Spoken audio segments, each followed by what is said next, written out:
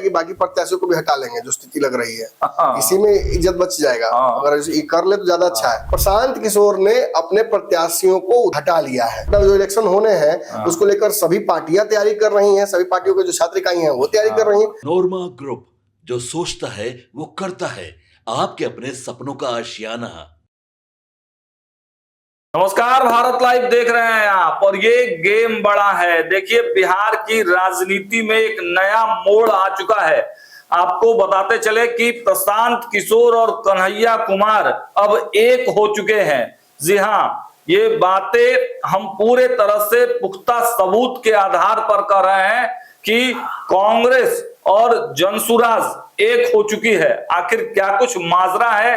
ये सबसे मजबूत जो गठबंधन बना है बिहार में, क्या कुछ होने वाला है? सीधे डॉक्टर साहब के पास चलते हैं। सर, क्या हो रहा है? सर, चुनाव से ठीक पहले इतना बड़ा झटका। देखिए, हमने तो अपने पंचनामा में इस बात का विश्लेषण किया था कि बिहार में तीसरा मोर्चा बनता नजर आ रहा है और जो दोनों गठबंधनों में असंतुष्ट दल है, जिन्हें अभी से ही पता है कि उनकी सीटें बहुत अच्छी या उनके मन मुताबिक नहीं होने जा रही हैं, बहुत सम्मानजनक नहीं होंगी उनके हिसाब से, तो वो संभावनाएं तलाश रही है। लेकिन बिहार में तीसरे गठबंधन का कभी बहुत बढ़िया इतिहास रहा नहीं है जी। इसकी चर्चा हमने उस दिन भी की थी और आज भी कर रहे हैं कि ये मौका बिहार में तीसरे मोर्चे को अब तक मिला ही नहीं है कि वो प्रभावी हो पाए। पिछली बार तीसरा गठबंधन थोड़ा भी प्रभावी हुआ था तो वो तब हुआ था 2005 में, जब रामविलास पासवान थे और उनके पास सत्ता की चाबी पहुंच गई थी। लेकिन आज ये सच है कि कहीं से भी तीसरा मोर्चा, चाहे पिछले चुनाव में हो या उसके पिछले चुनाव में हो, फिसड्डी ही साबित हुआ। फूके हुए कारतूसों का जमावड़ा होता है अंततः, और वो कुछ नहीं होता। इसलिए इस बार देखिएगा कि कम सीटों के बावजूद भी कुछ दल लोकसभा में गठबंधन में ही रहे, कोई बाहर नहीं गया। निर्दलीय एक पप्पू यादव ही लड़े और कोई तीसरा मोर्चा बिहार में नहीं दिखा। विधानसभा में थोड़ा ज्यादा एक्सपेरिमेंट होता है, लेकिन फिर भी मैं दावे से कहता हूं कि तीसरा मोर्चा जो पिछली बार बना था वो तो नहीं बन पाएगा। अब यहाँ कुछ और समीकरण देखिए। प्रशांत किशोर के आने के बाद से रास्ता थोड़ा खुला है, लेकिन प्रशांत किशोर किस गठबंधन में जाएंगे इसको लेकर बहुत कंफ्यूजन है। बिल्कुल, प्रशांत किशोर ने अब तक अपने पत्ते खोले नहीं है, तो आखिर कहीं ना कहीं प्रशांत किशोर को भी तो जाना होगा ना, तभी ना वो रास्ता खुलेगा, तभी ना सत्ता के पास पहुंचेंगे।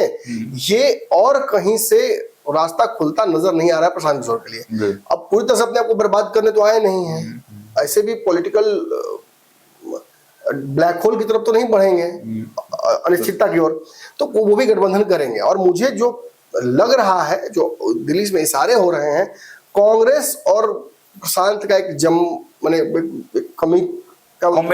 कॉम्बिनेशन ऐसा जम रहा है जो शायद पिछले कई बारों से ज्यादा प्रभावी इस बार हो जाए। दोनों नए बिहार की बात करते हैं, कन्हैया और प्रशांत किशोर, हमने तो बोला था पंचनामा में कि दोनों अगर साथ रहेंगे तो एक अलग ही भोकाल मचेगा बिहार, रहेगा इस गठबंधन का। और इस गठबंधन की तरफ चिराग पासवान, मुकेश सहनी, उपेंद्र कुशवाहा, मांझी, लेफ्ट की कई पार्टियों का रहेगा, उनकी नजर रहेगी कि आखिर इस गठबंधन की तरफ अगर हम जाते हैं तो सीटें भी मिल जाएंगी और मेरे जाने की वजह से वोट शेयर भी उस गठबंधन का बढ़ेगा। और पहले से भी ठीक ठाक है, मतलब अगर कांग्रेस और प्रशांत को अलग अलग हम जोड़े तो दोनों के पास कोई वोट बैंक नहीं है, लेकिन दोनों के साथ आने के बाद एक तीसरा प्रभावी मोर्चा तो जरूर बन जाएगा। दोनों के पास मजबूती है कि सब खोने के लिए कुछ भी नहीं है। आपके पास 5 रुपया, मेरे पास 5 रुपया, दोनों जोड़ लेते हैं 10 रुपया हो जाएगा। किसी के 8 रुपए से ज्यादा हो जाएगा ना। 8 से हम दोनों कम थे, लेकिन जोड़ देने पे हम दोनों 8 से ज्यादा हो गए, 10 हो गए। तो यही कहीं ना कहीं खेल बिहार में तीसरे मोर्चे की तरफ करने की तैयारी, शुरुआत हो गई है क्या सर? शुरुआत बिल्कुल हो गई है। स्टूडेंट इलेक्शंस बिहार में होने हैं, अब पटना में जो इलेक्शन होने हैं उसको लेकर सभी पार्टियां तैयारी कर रही हैं, सभी पार्टियों के जो छात्र इकाई हैं वो तैयारी कर रही हैं। लेकिन इसी बीच खबर ये आई कि पटना में, विशेष जानकारी आप दीजिएगा, लेकिन पटना में खबर आई कि जो प्रशांत किशोर ने प्रत्याशी उतारे थे उनमें अध्यक्ष ही जो उनका था वो अंदर अंदर भाजपा यानी एबीवीपी के प्रत्याशी और एबीवीपी का मदद कर रहा था। ये चर्चा हुई, इसकी चर्चा जैसे ही सार्वजनिक हुई वैसे ही एक और खबर आई कि देखिए प्रशांत किशोर ने अपने प्रत्याशियों को उतार लिया है, हटा लिया है, सारे को हटा लिया और चुनाव ही नहीं लड़ेंगे। इनफैक्ट ये खबरें आने लगी कि प्रशांत किशोर अंदर अंदर अब मदद करेंगे एनएसयूआई का, यानी कांग्रेस का।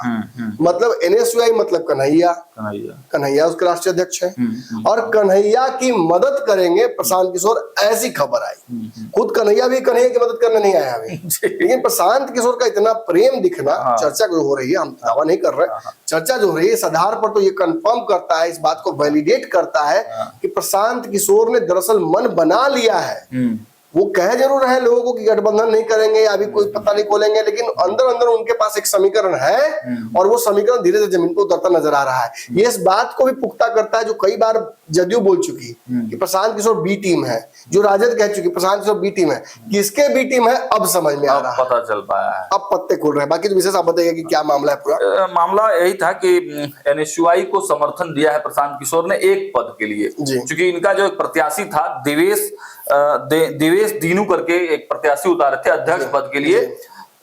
जनसुराज के सूत्रों के हवाले से ये पता चल रहा है कि वो दिनेश दीनू जो थे एबीवीपी को उन्होंने अंदर ही अंदर अपना समर्थन दे दिया था बाकी पैनलों के लिए। ये आरोप उन पर लग रहा है, तो उनको पार्टी से हटा दिया गया, निष्कासित कर दिया गया, और केवल अध्यक्ष पद के लिए एनएसयूआई को सपोर्ट किया गया है जी। मतलब बाकी पदों पर उसके हिसाब से जनसुराज लड़ रही है, जनसुराज चुनाव लड़ रही है। वही बात है कि जब आपका कप्तान ही चला गया, कप्तान कैसी टीम और कैसा सेनापति और कैसा मतलब लड़ाई। और प्रशांत किशोर का रणनीति पर भी एक बहुत बड़ा प्रश्न चिन्ह लगता है ना सर, कि जब वो पहली बार चुनाव में विधानसभा का प्रत्याशी उतारे थे, उसको भी वापस लेना पड़ा था, और जब छात्र इलेक्शन में भी पहला कैंडिडेट दिया तो अध्यक्ष इसको जदयू प्रवक्ता नीरज कुमार की भाषा में कहते हैं प्रथम ग्रासे मक्षिकाम पात्रम। जब जब सिर मुड़ा रहे हैं तो ओले पड़ने लग रहे हैं। प्रशांत किशोर के पास निश्चित ही एक बिजनेसमैन वाला दिमाग है, उनके पास एक रणनीतिकार का दिमाग है।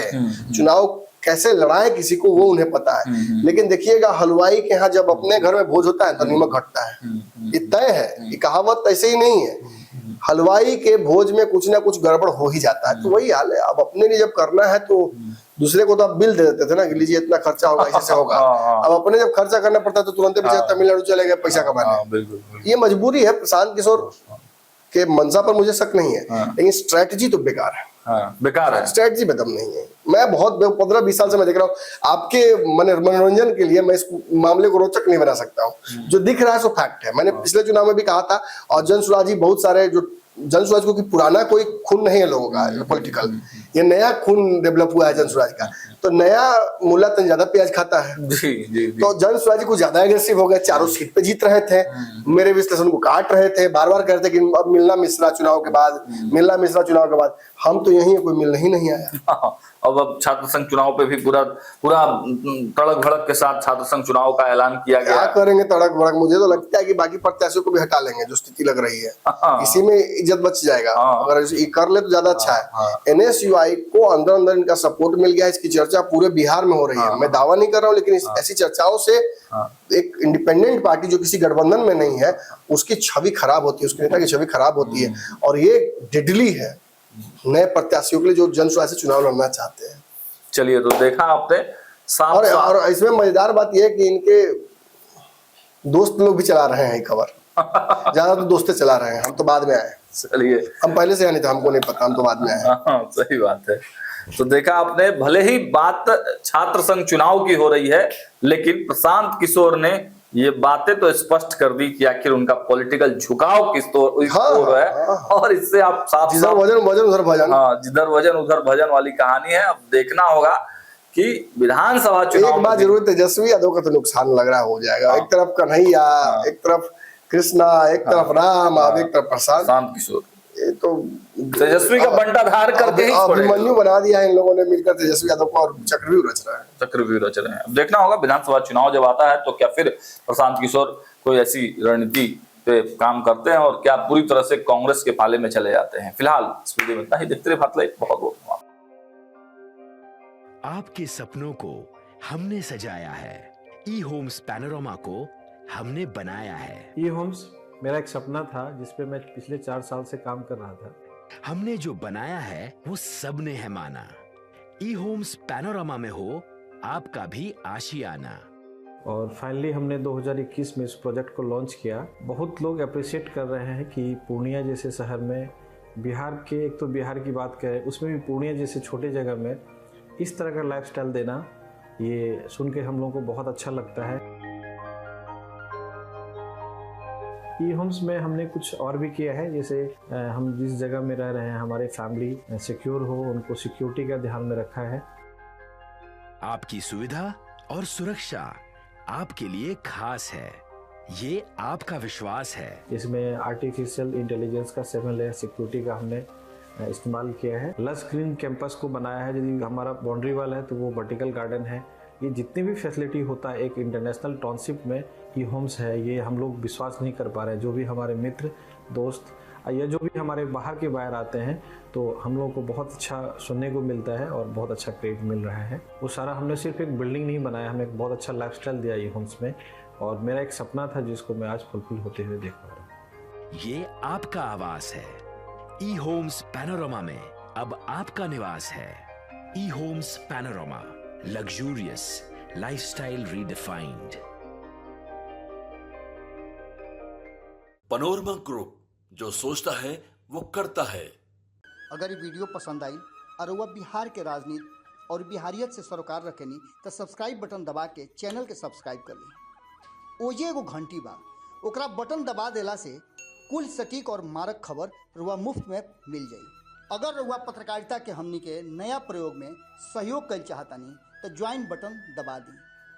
पेटीएम नंबर नोट कर ली 9386816700।